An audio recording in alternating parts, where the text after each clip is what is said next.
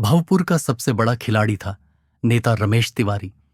लोग उसे जनता का बेटा कहते थे और वो खुद को देश का भविष्य। वो हर चुनाव में कहता, मेरे दिल में सिर्फ जनता बसती है। असल में वहां ठेकेदार, दलाल और नोटों के बंडल बसते थे। पहले साल उसने कहा, सड़क बनाऊंगा ऐसी कि दिल्ली तक पहुंचना आसान हो जाएगा। सड़क बनी, मगर सिर्फ उसके फार्म हाउस तक। दूसरे साल बोला, हर गांव में स्कूल खोलूंगा। खोला भी, पर वहां सिर्फ बकरियां पढ़ने आती थीं। तीसरे साल बोला, हर घर में पानी दूंगा। पानी आया, पर नेताजी की शराब की बोतल में। चौथे साल तक जनता समझ गई कि रमेश तिवारी का असली घोषणा पत्र है, जो दिखे वो मेरा। जब अगला चुनाव आया, उसने फिर मंच से चिल्लाकर कहा, इस बार मैं जनता के साथ खड़ा हूं। पीछे से आवाज आई, साहब, जनता के ऊपर तो आप पहले ही बैठे हैं। लोग हंसे, ताली नहीं बजाई। रमेश तिवारी मुस्कुराया, पर पहली बार चेहरा फीका पड़ा, क्योंकि उसे समझ आ गया, जनता हंसने लगी है। और जब जनता हंसने लगती है, तब नेता का खेल खत्म होने लगता है।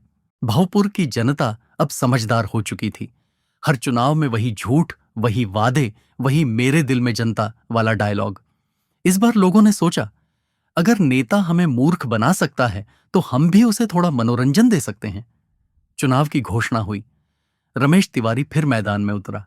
नई टोपी, नया नारा, वही पुरानी नीयत। भावपुर को स्मार्ट सिटी बनाऊंगा, भीड़ बोली। पहले सड़क सीधी बना दो, फिर सिटी स्मार्ट बना लेना। हर घर में बिजली, किसी ने पुकारा। जनता तो अंधेरे में है, लेकिन आपका बंगला दिन रात जगमगाता है साहब। फिर भी रमेश मुस्कुराता रहा, क्योंकि नेता की मुस्कान कभी खत्म नहीं होती, बस कॉन्ट्रैक्ट खत्म होता है। चुनाव वाले दिन जनता ने वोट डाला, पर वोटिंग मशीन में कुछ गड़बड़ थी। हर बटन दबाने पर स्क्रीन पर लालची तिवारी का चेहरा ही आता। बाद में पता चला, मशीन नहीं, जनता ने चिप लगाई थी।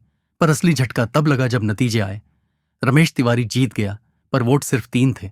एक उसका, एक उसकी पत्नी का, और तीसरा शायद गलती से दब गया था। फिर क्या, पूरे भावपुर ने मोर्चा निकाला। लालच छोड़ो, नेता बचाओ। नारा उल्टा था, पर मतलब सीधा। अंत में रमेश ने हार मान ली।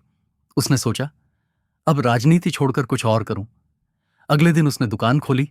नाम रखा जनता जनार्दन अचार भंडार। नीचे बोर्ड पर लिखा था, अब सिर्फ आम बेचता हूं, वादे नहीं।